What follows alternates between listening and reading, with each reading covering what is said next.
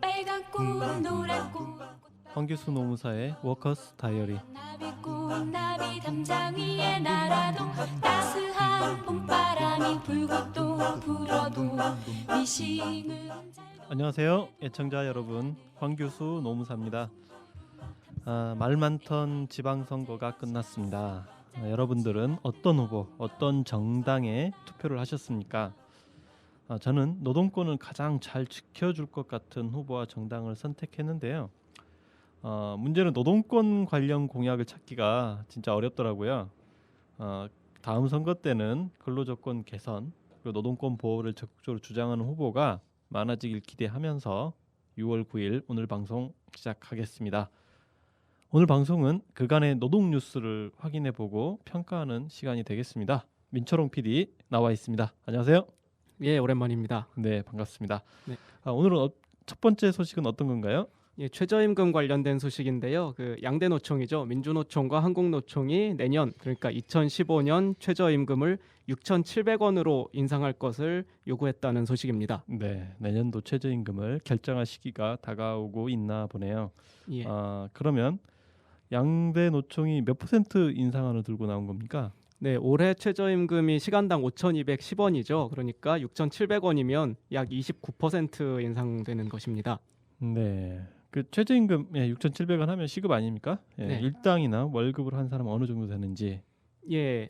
일주일에 40시간, 하루에 8시간 근로를 기준으로 하면요. 일당으로는 53,600원, 월급으로는 140만 원입니다. 올해 같은 경우는 일당은 41,680원, 월급은 109만 원이었습니다. 네, 월급으로 따지면 한 30만 원 정도 도는 정도인데요. 상당히 높은 인상률이네요. 양대 노총은 이 요구안에 대해서 어떻게 좀 설명하고 있습니까? 예, 양대 노총은 OECD 조사 결과 2011년에 한국의 저임금 노동자 비중이 25.1%였다고 밝혔습니다. 이제 OECD 회원국 25개국 중 미국과 함께 가장 높다라고 하면서 노동자 4명 중 1명, 그러니까 450만 명, 24.7%에 해당되는 노동자들이 저임금 계층이라고 밝히고 있습니다. 주봉희 민주노총 부위원장은 최저임금조차 받지 못한 노동자가 200만 명을 넘고 있다. 생활임금 보장은 국가의 책무이다라고 주장하면서 최저임금위원회는 최저임금을 현실화하고 생활임금을 보장할 수 있도록 노동계의 요구에 주목해야 한다고 목소리를 높였고요. 그 한국노총 같은 경우도 이정식 사무처장이 양대 노총은 박근혜 대통령에게 최저임금 인상에 대한 원칙과 기준을 제시한 바 있다. 최소한 노동자 평균 임금의 50%는 보장해야 한다는 것이다. 라면서 최저임금은 가장 기본적인 사회 안전망이다. 내수 활성화를 통한 경제 발전을 위해서도 최저임금 인상은 불가피하며 매우 중요한 정책이다. 라고 강조를 했습니다. 예, 여기까지가 그 참세상 6월 6일자 기사에 나온 내용입니다. 네, 그 최저임금 수준이 너무 낮기 때문에 인상이 불가피하다라는 그 노동계 주장이었던 것 같네요. 예, 그렇습니다. 경영계는 어떤 입장입니까? 네, 경총 즉 한국 경영자 총협회의 입장은 이제 그 최저임금 동결로 입장이 모아진 상태라고 합니다. 뭐 예년하고 뭐 비슷한 입장인 것이죠. 네, 언제나 그렇듯이 네. 경영계는 동결하자고 하네요. 노동계 요구안이 받아들여지면 월 140만 원이라고 하는데요. 이 금액으로도 사실 인간다운 생활을 누리기는 쉽지 않을 것 같습니다. 네, 말 그대로 최저 수준을 주장하는 것이죠. 네, 노동계 그럼에도 불구하고 노동계 요구안이 내년도 최저임금안이 되었으면 하는 바람이고요. 다음 소식 전해주시죠. 네, 공공기관이 발주한 공사의 산업재해 사망 사고율이 전체 건설업 평균보다 35%가량 높은 것으로 나타났다는 소식입니다. 네, 놀라운 소식이네요. 아무래도 예. 공공기관이 발주한 공사라면 산재 예방이 더 철저해야 할 것 같은데요. 네, 근데 현실은 그 반대라는 이야기인데요. 지난 3년 동안 공공공사 재해자 수가 12%가량 급증했다고 합니다. 그 경향신문 6월 6일자 기사에 나온 내용인데요. 그 내용을 간단히 소개해드리겠습니다. 고용노동부가 6월 5일에 국무총리 주재로 열린 국가정책조정회의에서 보고한 내용에 따르면 27개 주요 공공기관 발주공사의 지난해 사망 만인율, 그 사망 만인율이라고 하는 것은 1만 명당 사망자 발생 비율을 이야기를 하는 것입니다. 이게 2.98명인데요. 이게 건설업 평균이 2.21명인데 이것에 비해서 34.9%나 높았다라고 합니다. 공기업 공공기관 발주공사의 재해자 수를 보면 2011년 1286명이었다가 지난해에는 1440명으로 11.9%가 늘었다고 합니다. 사망자 수는 2011년 75명에서 역시 지난해 81명으로 늘어났고요. 특히 지난해 산업재해자 수가 가장 많았던 곳이 LH공사, 즉 한국토지주택공사였는데요. 무려 299명이나 되었다고 합니다. 발주공사의 사망자 수도 2011년 9명에서 지난해 17명으로 2배 가까이 늘었고요. LH는 지난해 발주액이 8조 5,719억 원으로 공공기관 중 압도적인 1위이기는 하지만 사망 만인율로 따지면은 2.37로 건설업 전체 평균보다 높은 수준입니다. 그리고 이제 사망 만인율을 봤을 때에 굉장히 높았던 기업이 코레일인데요. 39.05명이나 되었습니다. 코레일의 지난해 발주액이 1,528억 원 규모인데 사망자는 5명이나 발생했기 때문입니다.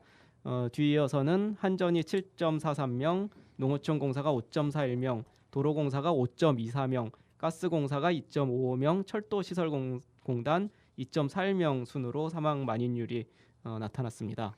예, 그 사망 만인율이 그 1만 명당 사망자 발생 비율이잖아요. 예, 코레일은 네. 정말 높네요. 그렇죠. 예. 자, 원인이 뭔가요? 예, 이제 그 경향신문 기사에 건설노조 간부의 인터뷰에 그 원인에 대한 이야기가 있는데요. 그 건설노조의 박종국 노동안전국장은 이명박 정부 때부터 공공기관 선진화 계획이라는 이름 아래 수익성을 강조하다 보니 공사기간을 단축하고 안전투자에 소홀해지면서 공공공사의 하청업체 사고가 늘어나는 추세라고 이야기를 했습니다.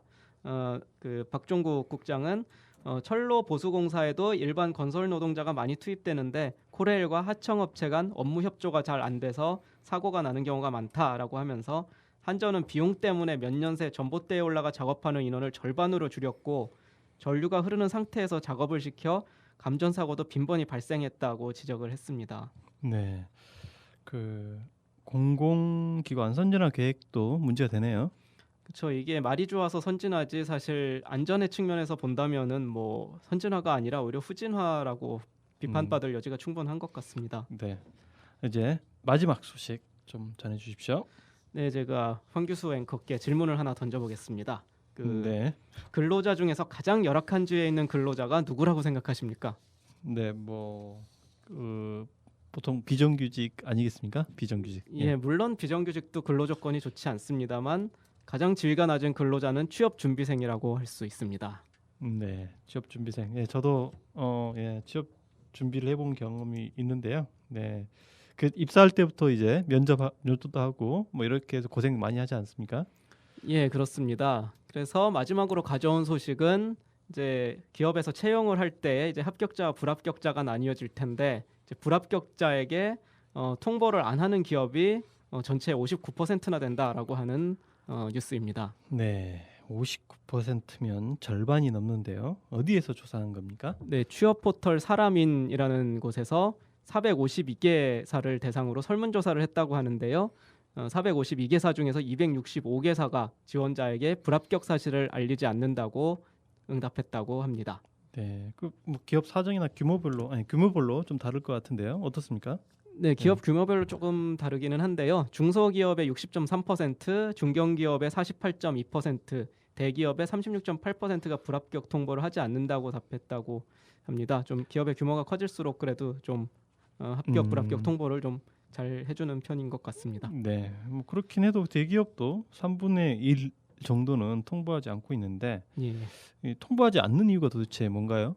네, 이제 그 이유를 응답한 것을 보면 이제 가장 많은 응답이 27.9%였는데 더 큰 반감을 일으킬 수 있어서라고 했고요. 그다음에 23.4%가 필요성을 느끼지 못해서, 그다음에 17.4%가 응시 인원이 너무 많아서라고 대답을 했다고 합니다. 네, 더 큰 통보하지 않는 게 더 반감을 줄 것 같은데요. 어쨌든 불합격자는 어쨌든 통보만 하염없이 기다릴 수밖에 없겠네요. 아니면 직접 전화해서 연락해서 물어보거나.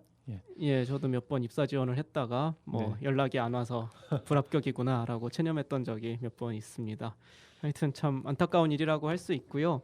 이제 취업 준비생 같은 경우는 취직된 근로자가 아니기 때문에 우리나라 노동법에서 취직한 근로자를 규율하는 내용이 이제 대부분의 노동법의 내용인데 이제 취직하지 않은 근로자는 좀 이렇게 보호받지 못하는 것이라고 할 수가 있겠죠. 물론 채용 시의 차별도 규제 대상이기는 하지만 구체적으로 모든 사안을 다 규정하고 있지는 않아서 아무래도 이렇게 보호받지 못하는 네, 이런 경우가 사각지대가 많은 있는 것 같습니다. 같습니다. 예. 자, 오늘 민철홍 PD 수고하셨습니다. 예, 감사합니다. 네. 오늘은 내년도 최저임금에 대한 노동계 요구안에 대한 소식, 그리고 공공기관 발주공사의 산재 사망 사고율에 대한 소식, 그리고 취업준비생의 서름에 대한 소식을 다뤄보았습니다. 다음 주에도 알찬 소식으로 청취자 여러분을 찾아뵙도록 하겠습니다. 워크스 다이어리 오늘 방송 마칩니다. 감사합니다.